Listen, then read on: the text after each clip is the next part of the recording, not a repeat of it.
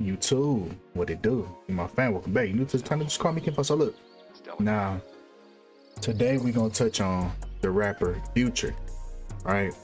And Future used to be actually one of my favorite. He was my favorite rapper back in like 2015, 2016. You know, I was a teenager, you know, 17, 18, you know what I'm saying?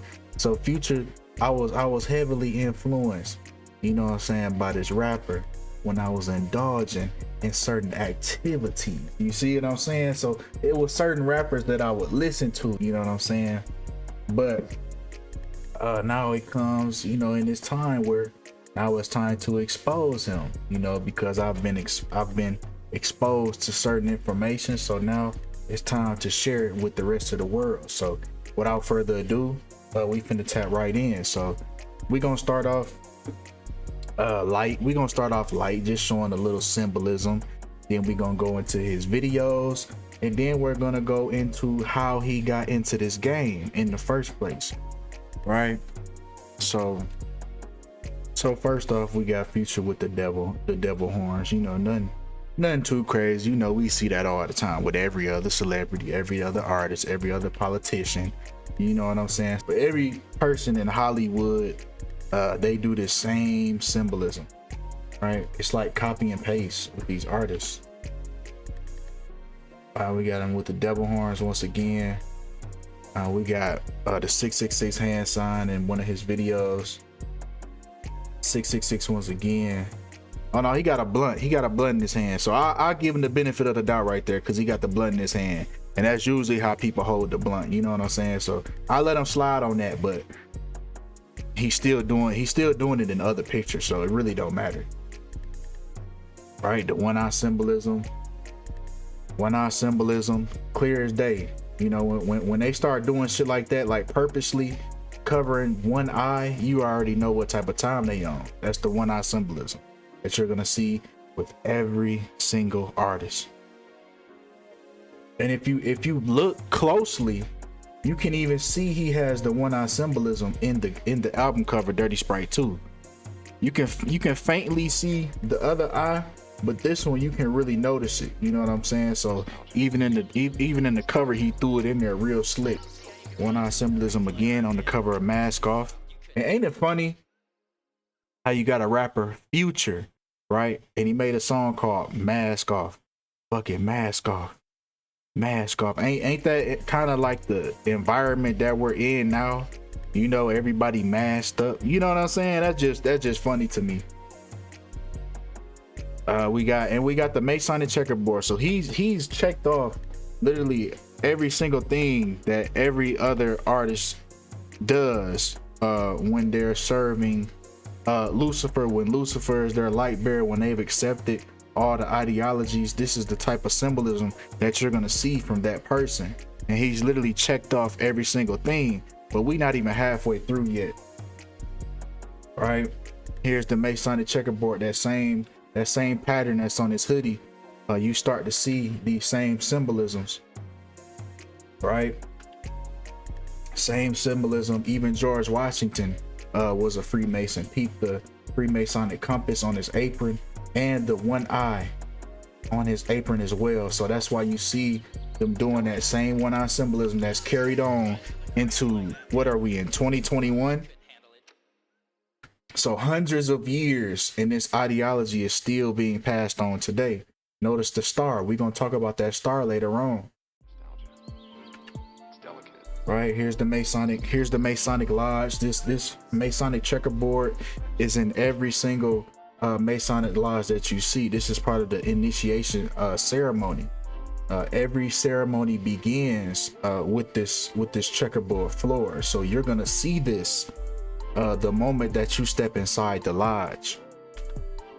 Right, even French Montana, they made a song called Marble Floors, and they inside of a Masonic Lodge. Peep the pillars that the floors in between, the same pillars that you see right here. You see? So it's not by accident that these artists are doing this. They're literally showing you, and this is part of their karmic debt, that they have to show you what they're doing. So when you listen to these songs and you listen to these artists, you're accepting any black magic that's being casted on that song, any negative frequency. You're accepting that because they showed you what they all about. So now it's up to you to decide if you still want to listen to this artist or not. Right? Even Nikki, she told you, peep the stars. And then it's funny because they say a star is born. And we finna get into that later on. Now peep the Masonic checkerboard that every other person does. Cardi B, her album cover, Privacy, the same Masonic checkerboard. So future is no different. You know, you have to fall in line. You have to show these same things. You have to show the people your allegiance. There's no way around it. Wasn't that a Future song? Ain't no way around it. You feel me? Yeah, I fuck with him hard. I fuck with him heavy, but we can't excuse the shit he doing now.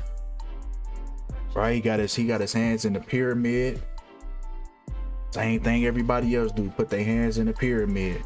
Like, come on now. It's self-explanatory. He even taking pictures in the Red Room. Y'all know about the Red Room. Offset even made a song about the Red Room. Right? And that's the room where demonic entities are being summoned. As you can see, he got the candles around him. You know, demonic entities are being summoned. Now it's a lot of different ways you can look at this. You got Justin Bieber right here as well. You know, he's another one.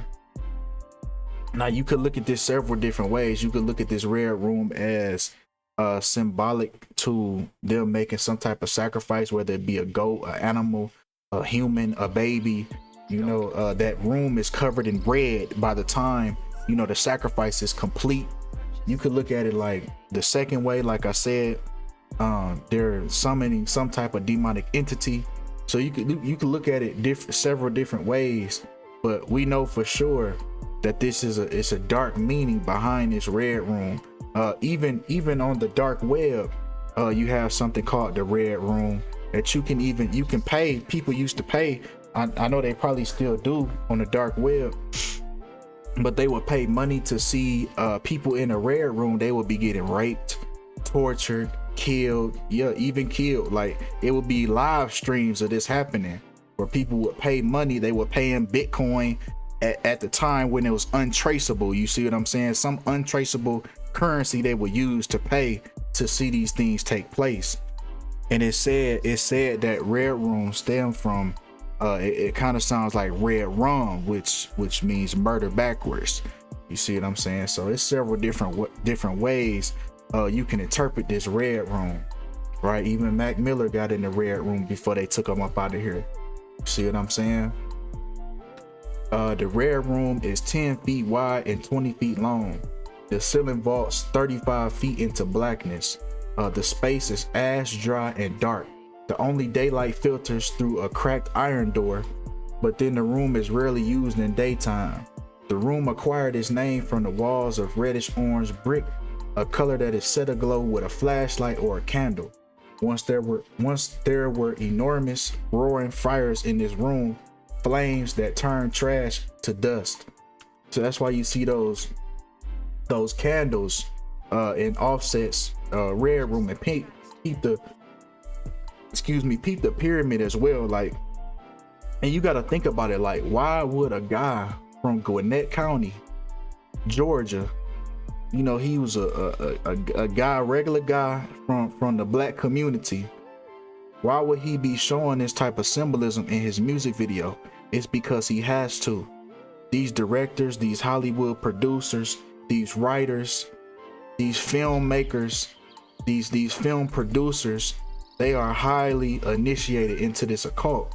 So when you have an artist, they're not directing their videos unless they high up enough to make those type of shots and make those type of calls.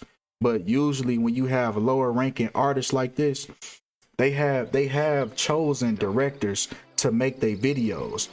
You see what I'm saying? Even some music videos don't have nothing to do. The song will have nothing to do with the music video at all, but the artist will show himself in a cloning lab. or he'll show some type of pentagram or show some type of demonic images when the song has it doesn't even require that type of imagery. So you have to understand it's a reason behind why they showing you this, right? So continuing, another thing off the checklist, Future's wearing a star ring. And if you don't know what the star ring is and why artists wear this star ring, I'm gonna explain that as well. Right, so many other artists are wearing this star ring as well. Gunna, you got Pop Smoke. Pop Smoke was even wearing the star ring. Mode 3, Lil Baby, Tory Lanez, King Von, Young Dolph. A lot of these artists aren't here anymore that have worn this star ring, and you might think that this might be a new age thing, like this must be like a new rapper thing. It's just a fad, you know, a trend. But it's Tupac actually wore the star ring as well. You see what I'm saying? So this is not just a fad. This isn't just something that's just cool right now that the artists are doing, because rappers have always been wearing star rings, and it's more susceptible for them to be wearing it because they're rappers. You know, we like to what's the word? Jewelry goes with, I can't remember the word I was thinking of, but jewelry goes with the rappers. So it's easier for rappers to wear this type of jewelry and you not think twice about it, right? So if you even type in pentagram, you'll see that star, you know, that star ring, you'll see that star. But let me read more about the pentagram. Shout out to Dwayne McClain, because he was the one that explained it for me to understand why rappers wear the star ring. He has a whole video on exposing rappers that wear the star ring. So shout out to Dwayne McClain TV. So let's move on. So now we got the pentagram. The pentagram is the shape of a 5-pointed star polygon. Pentagrams were used symbolically in ancient Greece and Babylonia, and are used today as a symbol of faith by many Wiccans, akin to the use of the cross by Christians. So Christians use the cross and Wiccans use the pentagram. The pentagram has magical associations. So people that practice witchcraft and things of that nature, you know, they're using that pentagram. That's why you'll see pictures of ASAP Rocky when he's standing inside the pentagram. That's what these people are doing. These people are conjuring up demons and spirits inside that pentagram. Many people who practice modern paganism and pagan faiths wear jewelry incorporating the symbol. So that's why you see these artists wearing that jewelry with that 5-star ring on there. They're not just wearing it just because, oh, it's popping, it's a trend, it's a fad. You see what I'm saying? The pentagram is also used as a symbol by other belief systems and is associated with Freemasonry. Remember I told you, remember that star that was in that Freemasonry picture with George Washington? Remember that star was at the top. So this is why you see that star integrated so much in Hollywood. You always seeing some type of star. The Dallas Cowboys logo is a star, but I thought it was I thought the team was called the Cowboys. So why are y'all using a star? See, they use anything they can. You know, they gonna get their symbolism out there when it doesn't even make sense. Wouldn't you think the logo would be a cowboy or some type of horse or some type of spur, something that got a cowboy hat, something that got to do with a cowboy, right? But no, it's a star, it's a pentagram. Come on. And if you peep, Baphomet even has the star right on his forehead. You see what I'm saying? Y'all see what I'm saying, right? Even Baphomet has the star on his forehead. So this is why you see it so much in Hollywood culture now, right? Even if you draw a star on the back of the dollar, you get the word Mason. If you connect each letter, you know, on the points of the star, you get the word Mason, as in Freemason. So this culture is all through basically anything you look at. You know, they leaving their tracks. They letting you know that they behind it. You see what I'm saying? They have to leave behind a track. The devil has to leave behind a trail. You see what I'm saying? So you know that he's behind it. Even Birdman. And pay attention to the angle that the star is on his forehead. So if you look at Birdman like directly face to face, you would see that his star is actually upside down. It's not right side up.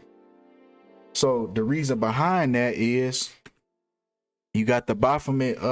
Anytime you see the Baphomet pentagon, it's going to be upside down, and it's crazy because the Republican Party also chose to flip it upside down. It used to be right side up, the stars on the Republican Party logo, but now it's upside down.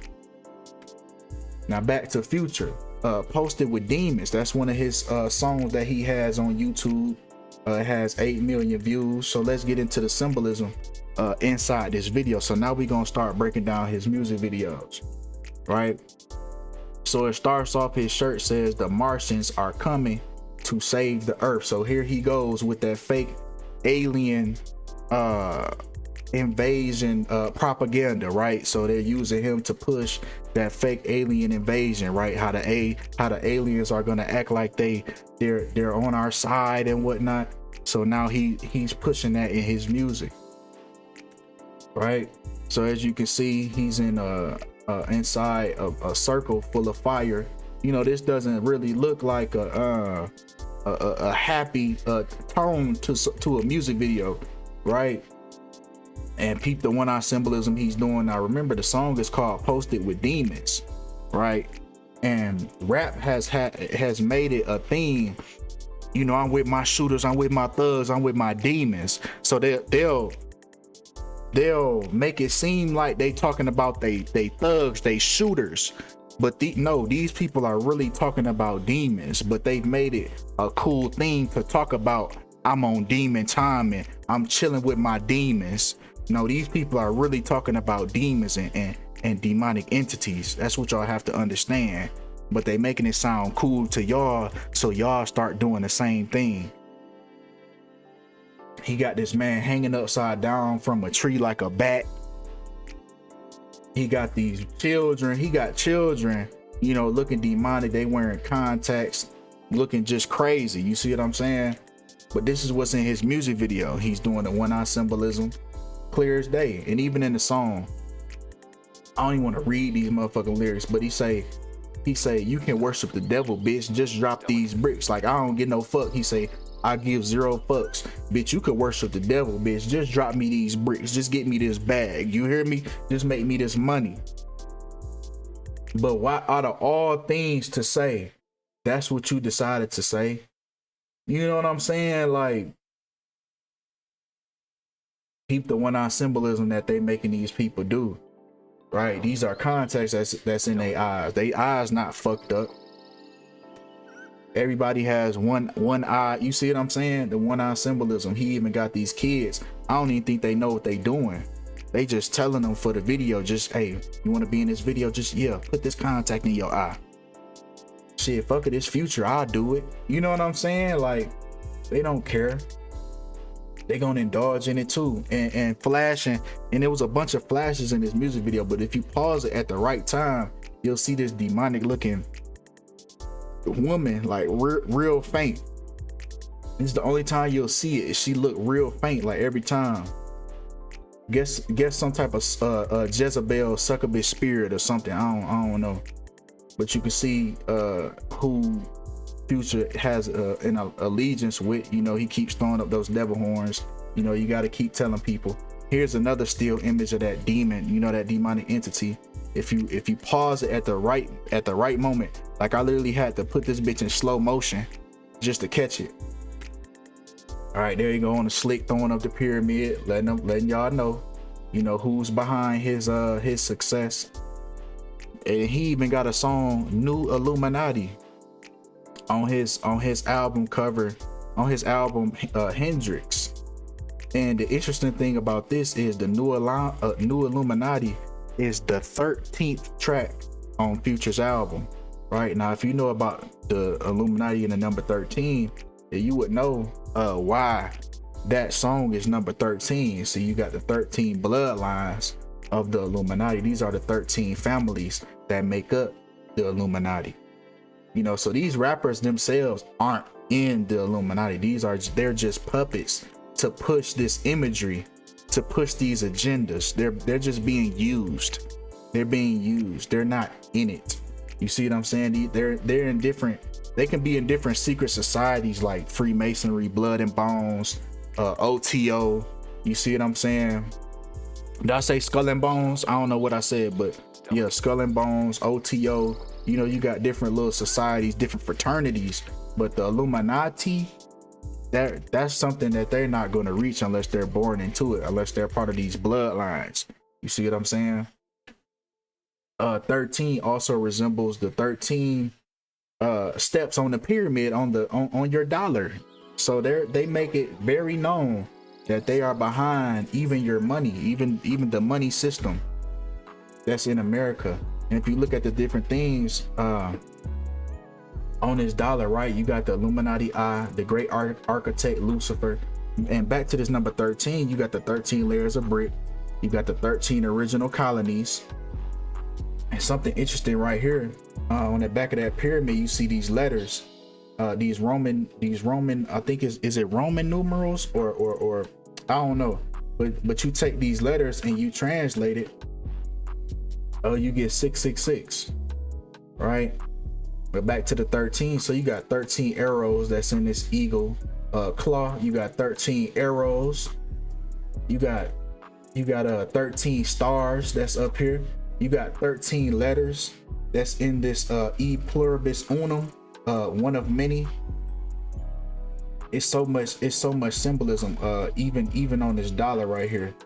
You even got the Novus Ordo Seclorum on the bottom of the pyramid, which means the secular new order. So there they are telling you about the new world order that they're trying to accomplish.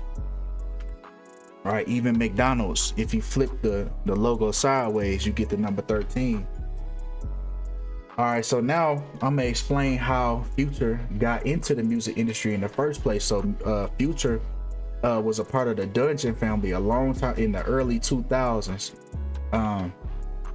It consisted of the most famous members of the Dungeon family are Future himself and Outkast, and peep how he's putting his hands in the pyramid. Notice the stars as well, the pentagrams, and the album was called Even in Darkness, right? So Future was heavily influenced by the Dungeon family as a child. So as a child, you know, he's been groomed by these people ever since, you know, he was born, basically. Future is the cousin of Atlanta music mogul Rico Wade and spent much of his childhood in the studio watching legendary group The Dungeon Family. He developed his ear for melody from them, as well as his work ethic, which helped him to succeed. So ever since he was a child, he's seen people that were also a part of the music industry. So he took a liking to that as well. So, you know, it's easy. It's you know, they say it's not what you know, it's who you know. You see what I'm saying? So even as a child, they were teaching him these things and getting him and putting him in place and getting him to meet certain individuals and getting him to learn certain teachings. And basically he was being prepped, you know, to take on this role in society as a deceiver. So as you can see, the other members of the Dungeon family, you can see they're doing the same symbolism that he's doing. So he was taught all of these things. You know, remember that pyramid that you got going on. They're all doing the same thing. Remember that pyramid that Future was throwing up? This is who got him accustomed to that esoteric knowledge and got him in those rooms and got him initiated and it started teaching him all these things ever since he was a child. So he was groomed at birth, you know, to take on this role as Future, you know, a deceiver, another deceiver in the music industry. Goody Mob was another member of the Dungeon family, and you can see they're no stranger to the symbolism as well. You can see him on the low key throwing up the 666. And peep the red and black symbolism that we got going on. We got CeeLo cooked greens, you know what I'm saying? We got the Goody Mob. And here's a video of Future early on in the studio with the Dungeon family. So he was around them, you know, when he was young, ever since he was young. So obviously he's gonna want to be a part of the industry too, you know. So they took him on, showed him what he needed to do, and now he is who he is today. It's that simple. And they was even subconsciously programming you with Future's face to let you know that he was next up. And Rocco, I don't know if a lot of y'all know about Rocco, but he's who Future signed with. And Empire. Rocco had a sub label called A1 Recordings, and it was a part of Empire, right? And that's who Future signed with in 2011. But back in 2009, Future was still underground, but they were still showing you, they was prepping you to see him as the next big artist, the next big thing. They was already showing you that early on. In Rocco's song I'ma Do Me, he was shown in the music video. And that's a young Future before he was even famous. They was already showing you his face, telling you that he was gonna be next up. And a lot of these artists as well get into the music industry that same way. They get into Hollywood because either their parent, their cousin, you see them, they know someone. To be one, ask one. Like I said, it's not about what you know, it's who you know. Megan Thee Stallion, her mother was a rapper in the industry. Young Dolph was cousins with Juice WRLD. Drake's father was a famous jazz musician, right? So that's just showing you that family structure. Once you know someone, it's easier for you to get in, because you already know somebody's already vouching for you. So they taking that person up under their wing and showing them all this, you know, the esoteric knowledge that you learned in Freemasonry. They getting these people in the door and getting these people initiated. So ever since he was young, he was already being programmed to take on this role as Future. Right, so now we got Rocco and Future's, this was his first hit song, Tony Montana. I know y'all remember that, because that was Future's first introduction to the mainstream world, was Tony Montana. And at this time, he wasn't even signed. DJ Esco was also shown in this video. So they was already showing you how these people are going to be the next ones up. They always show you this. Whitney Houston, if you go back to Whitney Houston music video, Offset was a background dancer. So these people are groomed at birth. They just waiting on their time. And when their time is up, it's time for them to go in the spotlight. Then you see that artist. Then you see that new celebrity. But you don't see them. They just pop up. When it's finally their time, they just pop up out of nowhere. You never seen these people coming. You never seen they grind. You never seen they struggle. They just here. They just poof and they're here. You wasn't a fan of them when they had 1,000 plays on SoundCloud, 1,000 views on YouTube. They just already here. They just already famous, and they're already taking on this role. That's because their whole persona has been manufactured. That's the machine behind them. They've already been groomed, and they're ready to take on their roles. So when it's time to hit the spotlight, all they do is cut the light on. What this song get? What Future song? Turn on the lights. You see what I'm saying? That's what they did. They turned on the lights, and now here he is.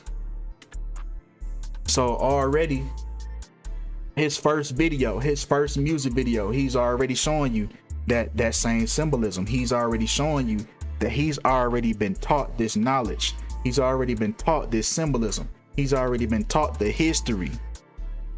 So it's no confusion as to why now he's showing you that same symbolism on his first big hit. He's already showing it to you. The devil horns. And the funny thing about this single, now this was the remix featuring Drake. He wasn't on the original song, Tony Montana. Drake got on the remix, and this didn't come out until July of 2011. Future didn't get signed until September of 2011. So that just, and he was already showing you this symbolism before he was even signed. So that goes to prove my point that when he was with the Dungeon family was already prepping him, and he was already, it was already a machine behind him before he even got a record deal, because he had already been prepped with that knowledge. So that's why you see in this video, he's already showing you that symbolism before he even got signed. Right? So now let's talk about his role, and what is his role that he has finally come to take on. Future had a lot to do with the promotion of lean in music. I know Pimp C and all those guys, they was talking about it, but Future really made drugs, and I'm not gonna say just him, but he had a role in making drugs and lean, Percocets, Molly, Xans. He had a role in making that cool. In 2010, he dropped Dirty Sprite, and Dirty Sprite, I mean, it should be self-explanatory about the cover, but it's lean, you know, it's lean. Dirty Sprite that's been, you know, tampered with lean. He got Dirty Sprite too. Codeine Crazy, you see what I'm saying? So he had a big role in making these drugs cool, right? Xanax Damage, he got all type of songs. High Tech, which is lean. Zanny Family. He even made a mixtape with Juice WRLD called World on Drugs. The whole world is on drugs. This is the agenda. Look at the cover. Look how the whole world is covered in drugs. You got all these pills. You got the cup spilling on the whole world. So this is what they want the whole world doing. They want the whole world just drugged up, so they can't fight back. They want everybody high. They want everybody drunk. So you too high to understand what's going on. You too high to fight back. You too high to take your country back. Take your power back. You see what I'm saying?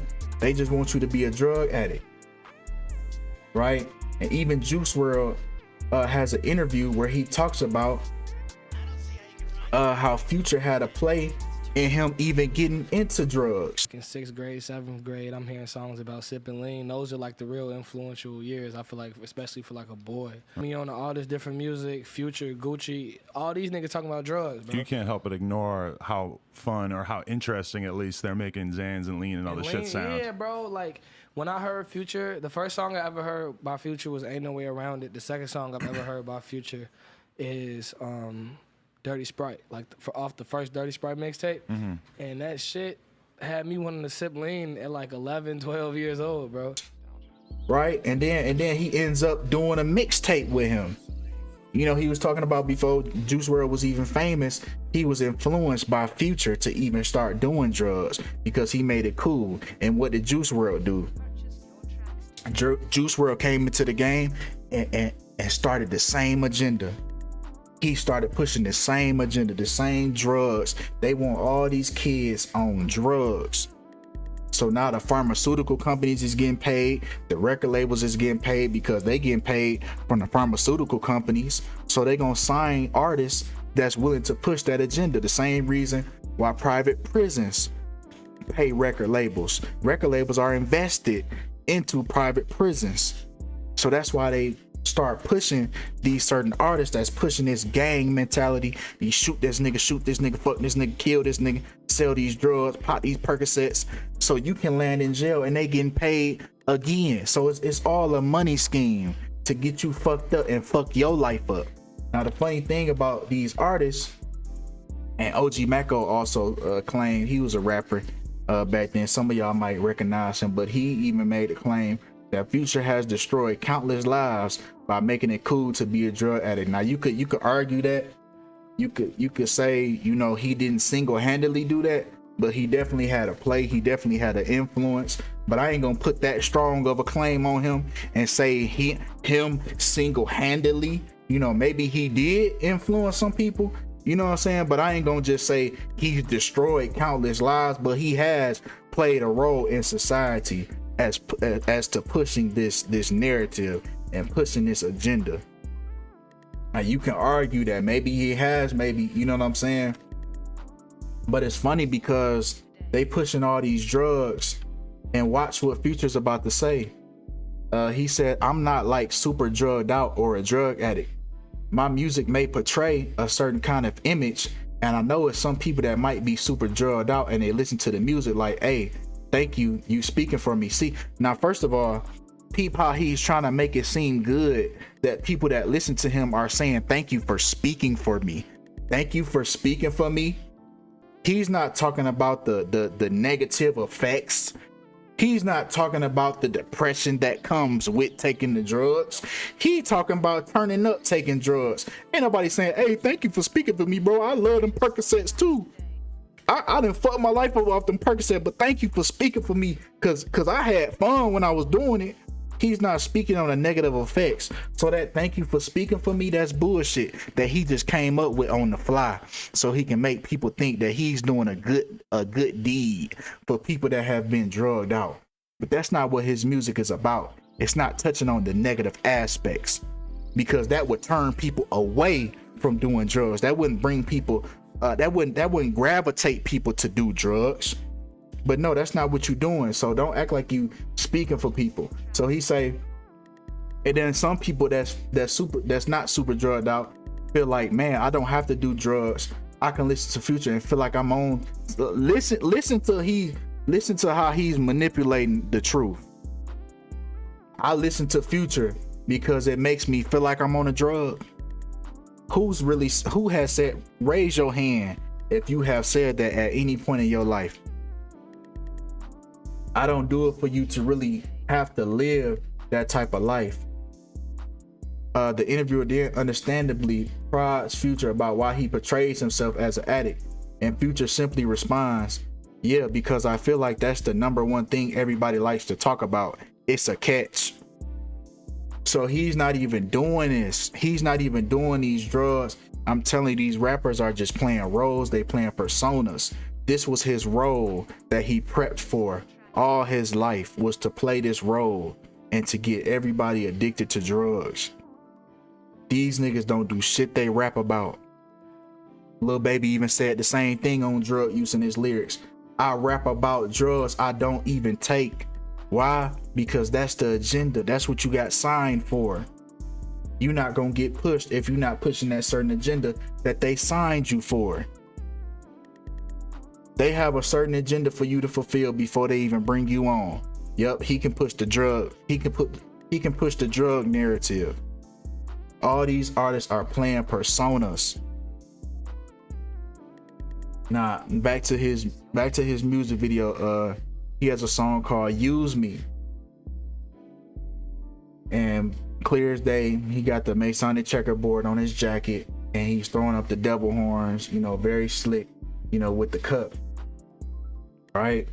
Sipping from the cup. Notice the star ring that's on his hand. We already talked about the star ring, so that's self-explanatory. His song Xanax Damage. Peep how he's slick throwing up the devil horns while he on the phone. Who has ever held a phone like that when they was on the phone? That was purposely done. All these things are purposely done by these artists. They have to show you this symbolism. The one-eye symbolism. And look at this shirt that this girl is taking off. It says bad religion, and it has the cross upright, and it's being crossed out, saying that it's a bad religion. So peep how they're mocking. Peep the mockery. This is the mockery. This is all the shit that they have to do. They have to mock God, paint him in a bad light. Everything that's good is flipped to bad. Once again, the one-eye symbolism. And that's all we have. That's all we have for Future. So hopefully that video was more than enough for you to understand that these artists are playing roles. They getting prep all their life, really, all their life, especially the ones that know somebody, like their mother, their father, their cousin, their brother, somebody that was related to them. They're teaching them these things and getting them into the door at an early age. So all they doing is just waiting for their time, and here they are. They just push them to you.